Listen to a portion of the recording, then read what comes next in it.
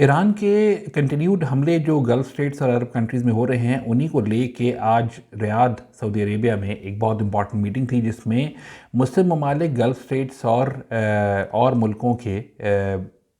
Foreign ministers को invite किया गया था। प्राइमरीली ये मीटिंग जो है वो गल्फ़ स्टेट्स और अरब मुस्लिम ममालिक की थी, और इन सब को बुलाया इसलिए गया था क्योंकि ये जो ईरान के कंटिन्यूड अटैक्स हैं, जो कि अब बढ़ते जा रहे हैं और आहिस्ता आहिस्ता इंटेंसिफाई भी होते जा रहे हैं, उनके हवाले से एक पॉलिसी और एक साथ ही एक रेजोल्यूशन और उसके साथ ही एक जॉइंट स्टांस क्लैरिफाई करना बहुत ज़रूरी बन गया था। क्योंकि ईरान ने, जब से इजराइल ने ईरान पे हमला किया है, और उसके बाद से ईरान ने दो काम किए हैं। एक, ईरान ने तमाम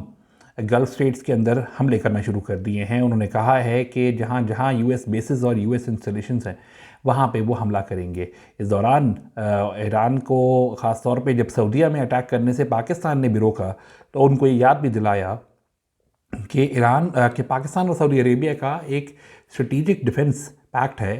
एग्रीमेंट है, तो आप प्लीज़ इस चीज़ को जहन में रखें। और उन्होंने गारंटी दी और बाकी गल्फ स्टेट से भी गारंटीज दी कि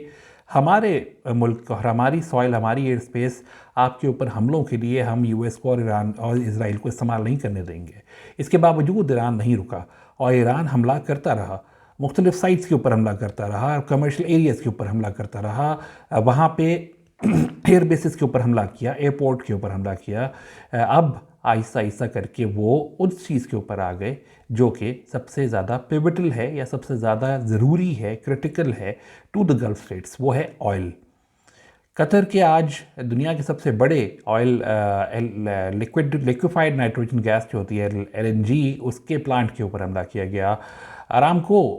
पे सऊदीया में हमला किया गया ऐसे दिन में, ऐसे वक्त में जब वहाँ पे मुस्लिम ममालिक के और गल्फ स्टेट्स के फॉरेन मिनिस्टर्स आ रहे थे। तो वहाँ पे अरामको की साइट के ऊपर हमला किया गया है, कतर में हमला किया गया है, बहरीन में हमला हुआ है, लेबनान वाली साइड पे, और उसके अलावा और ममालिक में, दुबई में, यूएई के इलाकों के अंदर हमला हुआ है, अबू धाबी में हमला हुआ है, और हो रहा है, रोज़ हो रहा है, और ये इंटरसेप्ट किए जा रहे हैं। और कुछ काफ़ी जगहों के ऊपर अब जानी नुकसान भी होना शुरू हो गया है। लेकिन ऑयल सप्लाईज़ एक ऐसा मामला था जिसके ऊपर ईरान ने दो तरफ से जो है वो उसको कंट्रोल करने की एटलीस्ट कोशिश शुरू कर दी है, एक स्ट्रेट ऑफ हॉर्मुज़ से और दूसरा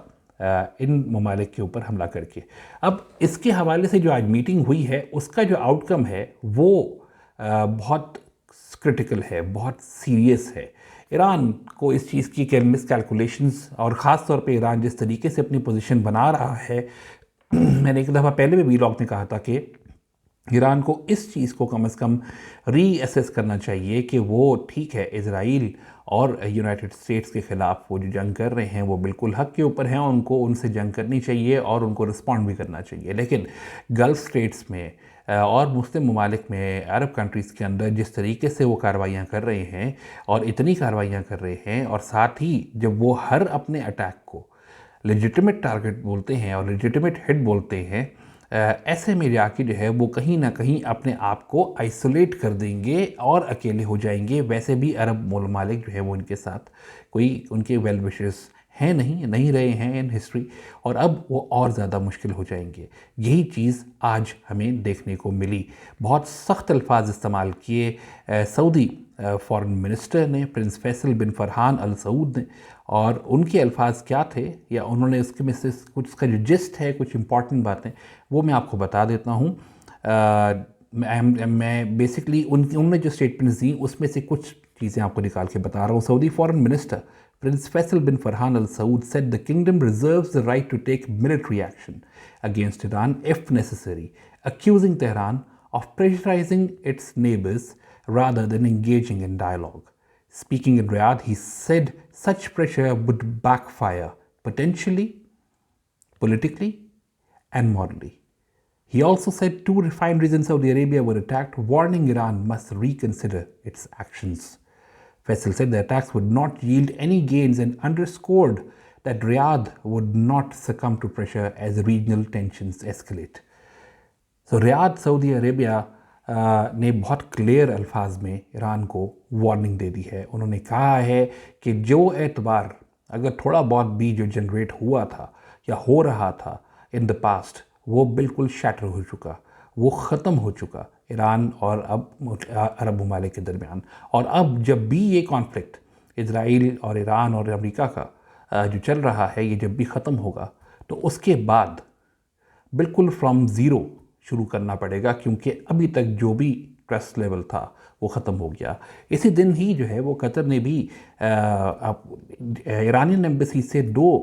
मिलिट्री अटैशीज़ जो थे उनको पर्सोना नॉन ग्राटा डिक्लेयर करके उनको फौरी तौर के ऊपर कतर 24 घंटे में खाली करने को कह दिया। ये उस वक्त हुआ जब कतर में दोहा में उनके LNG प्लांट के ऊपर ईरान की मिसाइल आके लगे। और उसके बाद माना ही जा रहा है कि उसके बारे में कहा यही जा रहा है कि कहीं ना कहीं से इंटरनली ये भी रिवील हुआ कि कहीं कोई इन्फॉर्मेशन लीक की जा रही थी, तो उनके मिलिट्री अटैशीज़ को भी वहाँ से निकल जाने को कह दिया है कतर से। ये सारी सिचुएशन एस्केलेट होती जा रही है। ऑयल रिजर्व्स के ऊपर, ऑयल रिफाइनरीज के ऊपर, अरब ममालिक की जो बैकबोन है, जो उनकी बेसिक सोर्स है उनकी स्ट्रेंथ की, वो उसको टारगेट करना ये किसी भी लिहाज से नहीं समझ आता है। इवन वो भी ऐसे वक्त के अंदर जब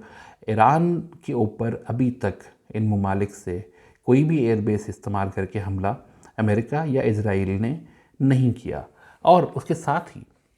ईरान ने साथ साथ ये भी कहा है, और ये डिबेट भी हुई है इसके ऊपर, कि कहीं ना कहीं इजराइल शायद इसमें से कुछ हमले जो सिविलियंस के ऊपर हो रहे हैं या जो एयर बेसिस के ऊपर हो रहे हैं या एयरपोर्ट के पास कर रहे हैं, वो इजराइल करवा रहा है, ताकि वो इस जंग के अंदर जो है वो अरब ममालिक को अपनी तरफ खींच सके। लेकिन साथ ही इस हवाले से भी जो है वो सऊदी फॉरेन मिनिस्टर ने कहा कि जहां ईरान कुछ हमलों के ऊपर कहता है कि ये हमने नहीं किए हैं, ये किसी और ने करवाए हैं, और उसके साथ ही जो हमारे ऑयल रिजर्व्स और डिपोज़ के ऊपर जब हमले होते हैं तो ईरान ये कहता है कि ये हमने नहीं करवाए, इसको इन्वेस्टिगेट करवाएं, ये तो इजराइल करवा रहा है। तो वो कहते हैं कि ऐसे में भी हमें शक उसी वक्त पड़ जाता है जब एक तरफ ईरान का फॉरेन मिनिस्टर या उनकी गवर्नमेंट कुछ कहती है और उसके फ़ौरन बाद IRGC, ईरान की जो रेवोल्यूशनरी गार्ड की फ़ोर्स है, वो ये आउट लाउड कहती है कि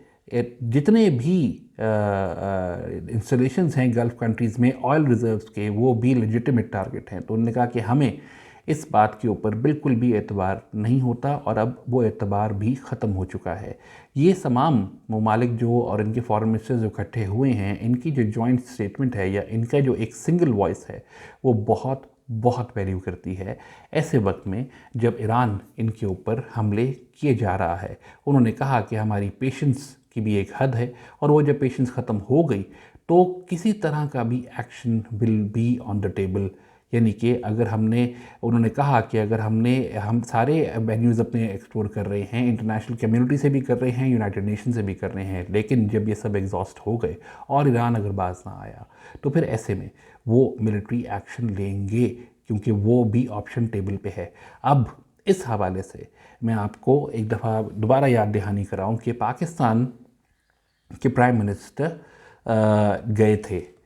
मिलने के लिए सऊदी क्राउन प्रिंस मोहम्मद बिन सलमान से, और वो गए थे 12 मार्च को। 12 मार्च को एक इमीडिएट और अर्जेंट इनविटेशन के ऊपर वो गए थे, उनकी मुलाकात हुई थी। और मैंने जब उस बारे में बात की थी तो तब भी मैंने आपको बताया था कि मुस्लिम ममालिक और गल्फ़ कंट्रीज़ मिलके एक अलायंस बनाने की बात कर रहे हैं। जब से ईरान ने उन पे हमले करना शुरू किए हैं तो वो अब इस चीज़ को कंसिडर कर रहे हैं कि नेटो जैसा एक मुस्लिम नेटो अलायंस बनाया जाए, जिसमें गल्फ़ कंट्रीज़ को, मुस्लिम ममालिक को सिक्योर किया जाए, जिसमें ईरान नहीं होगा और बाकी अरब ममालिक और मुस्लिम ममालिक होंगे। और ऐसी सिचुएशन के अंदर पाकिस्तान जो है वो बहुत एक इम्पॉर्टेंट पोजीशन के ऊपर है, क्योंकि मुस्लिम उम्मा में पाकिस्तान एक वाहिद मुल्क है जो कि न्यूक्लियर आर्म्ड स्टेट है। Eight the same time Pakistan इस वक्त भी जो है वो बड़ी इम्पॉर्टेंट पोजीशन के ऊपर है as far as backdoor channels are concerned, activating negotiations backdoor is concerned। और एट द सेम टाइम सऊदीया के साथ पाकिस्तान का एक बहुत ही इम्पॉर्टेंट डिफेंस एग्रीमेंट है। उस डिफेंस एग्रीमेंट के तहत सऊदीया के ऊपर किसी का हमला, पाकिस्तान के ऊपर हमला कंसिडर किया जाएगा। और पाकिस्तान ने उस मीटिंग के बाद आज की मीटिंग जो हुई है जो फॉरेन मिनिस्टर्स की, उसके दौरान भी पाकिस्तान के ऑफिशियल क्वार्टर्स से ये क्लियर अल्फाज में कहा गया है, क्लियर अल्फाज में, कि अगर सऊदीया हमें बुलाएगा किसी भी लिहाज से, हमारी अगर उसको ज़रूरत पड़ेगी कि उसकी इस टेरिटरी को सिक्योर करने के लिए पाकिस्तान की हर कैपेबिलिटी, मिलिट्री माइट, पाकिस्तान की न्यूक्लियर कैपेबिलिटी, ये तमाम डिस्पोजल के ऊपर होंगी सऊदीया के। और इसके ऊपर कोई there were no words minced when they were saying that कि अगर पाकिस्तान की ज़रूरत पड़ेगी तो इसमें कोई क्वेश्चन नहीं है कि पाकिस्तान क्या वहाँ जाएगा या नहीं जाएगा। सीधा सीधा जवाब है कि हाँ, पाकिस्तान जाएगा। That means Pakistan, if Saudi calls against Iran, Pakistan will go guns blazing against Iran, क्योंकि again all of this situation will get out of hand very quickly. अगर ईरान अपनी इस पूरी जो कैंपेन चल रही है इसको रीअसेस नहीं करेगा और उसको सिर्फ डायरेक्शन रखे यूएस और ईरान और इज़राइल की तरफ, क्योंकि ये दो चीज़ें नहीं आगे चल पाएंगी। सेकेंडली, एक और इम्पॉर्टेंट बात यह है कि जो स्ट्रेट ऑफ हॉर्मज़ है उसके ऊपर भी जो ईरान ने अभी फ़िलहाल जो कंट्रोल संभाला हुआ है, इसके ऊपर भी अरब ममालिक को बहुत सीरियस कंसर्न है, क्योंकि वो ये कहते हैं कि हम किसी भी लिहाज से ईरान को ऑयल प्राइसेस ग्लोबल मार्केट में डिक्टेट नहीं करने देंगे, क्योंकि ऑयल की सप्लाईज मेजरली जो जा रही हैं वो अरब ममालिक से जा रही हैं। उन ऑयल फैसिलिटीज़ को ईरान जहाँ टारगेट कर रहा है, तो वहाँ एक बहुत ही इम्पॉर्टेंट स्ट्रेट ऑफ हॉर्मज़ को जो है वो ब्लॉक करके बैठा है, तो उसके ऊपर भी जो है वो अरब ममालिक बहुत सीरियसली कंसर्न है। All of this is very very concerning, क्योंकि ईरान के हवाले से अगर आप अब देखें तो जहां उसका इस तमाम कार्रवाई के जारी रखने के जो है रिएक्शन वो ये आ रहा है कि अब अरब ममालिक भी उसको छोड़ के उसके ख़िलाफ़ हो गए हैं, उनके बहुत स्टेटमेंट्स बहुत सख्त हो गई हैं। आज जो फॉरेन मिनिस्टर सऊदी अरेबिया के बोल रहे थे तो उनके अल्फाज बहुत सख्त थे और वो ये कह रहे थे कि ईरान ने हमेशा से ब्लैकमेल किया है, करने की कोशिश की है दूसरे ममालिक में इंटरवीन करके, दूसरे मिलिटेंट और एक्सट्रीमिस्ट ग्रुप को आर्म करके, उनको सपोर्ट करके, और आज भी वो यही करने की कोशिश कर रहा है by attacking the Gulf countries and also trying to control the oil supplies which he said will not be tolerated. हम उससे, उन्होंने कहा, इंटिमिडेट भी नहीं हुए हैं और आगे चल के अगर ज़रूरत पड़ी तो we will have every single option on the table which includes military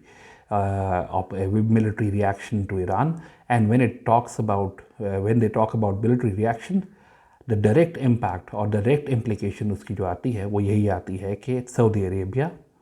has got a defense agreement with Pakistan, and if it calls, Pakistan की तमाम capabilities including its nuclear capability will be at the disposal of Saudi Arabia, and going forward it seems कि आगे चल के भी जो है वो यही डिफेंस पैक्ट जो है वो बायलैटरल से कहीं आगे बढ़ के और ममालिक भी इसमें ऐड ना हो जाएं और हम एक मुस्लिम नेटो जैसा अलायंस देखें जिसमें ईरान को कम्प्लीटली सिंगल आउट कर दिया जाएगा। Mind you, at the end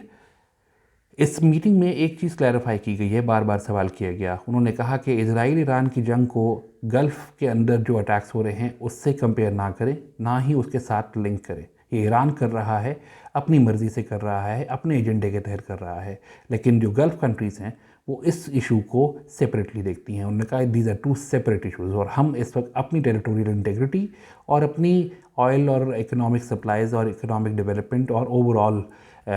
sovereignty को जो है वो देख रहे हैं। उसके अलावा we do not see anything going forward through that as far as the Iran Israel war is concern. उन्होंने कहा Iran Israel war is different and this issue at hand is completely different. So it's a time for Iran to